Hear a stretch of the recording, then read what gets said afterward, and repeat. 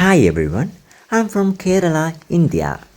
Every time I press the record button, I wonder if my English sounds a little better than it did yesterday.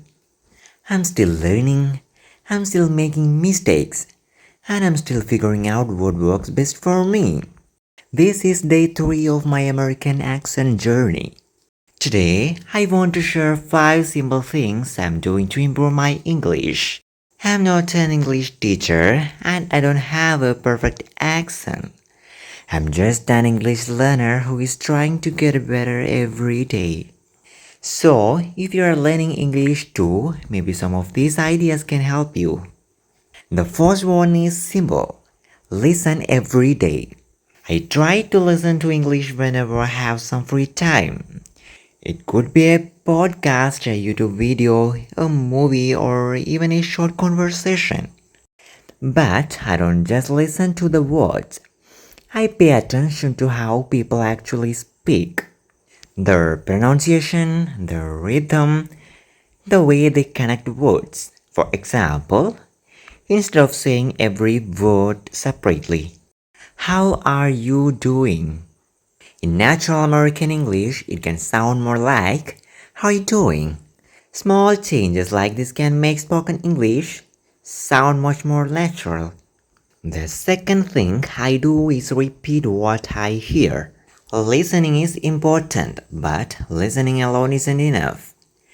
After hearing a sentence, I pause the video and say it myself. Sometimes I repeat the same sentence several times. For example, I'll see you later. I'll see you later again.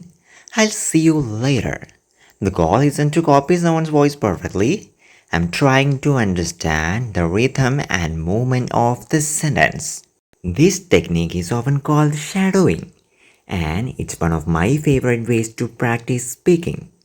The third thing is I speak even when I make mistakes. This one was difficult for me. Sometimes we know what we want to say, but we are afraid we'll make a mistake, so we stay quiet. But if we never speak, we never get the chance to improve. Now, when I make a mistake, I try not to stop. I finish my sentence, then I learn from the mistake later. Because speaking badly today is better than never speaking at all. The fourth thing is, I learn phrases, not just individual words. For example, instead of learning only the words, busy, I learn useful phrases like, I'm a little busy right now. I'm pretty busy today. Sorry, I'm tied up right now. When you learn complete phrases, it becomes easier to use English in real conversations. You don't have to build every sentence word by word in your head. The word starts coming more naturally. And that's exactly what I'm trying to achieve.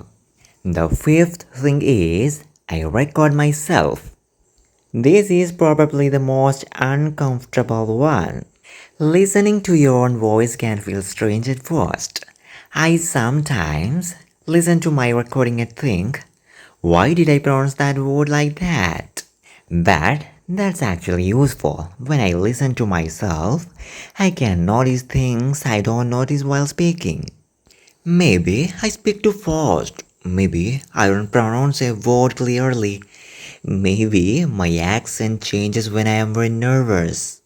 Once I notice the problem, I can work on it.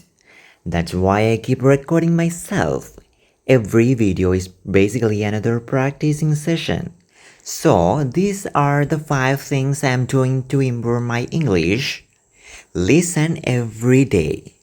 Repeat what you hear. Speak even when you make mistakes. Learn phrases instead of isolated words. And record yourself. None of these methods are complicated. You don't need expensive courses. You don't need to study for 5 hours a day. Even 15 or 20 minutes of focused practice can make a difference if you do it consistently. And I'm still learning this myself.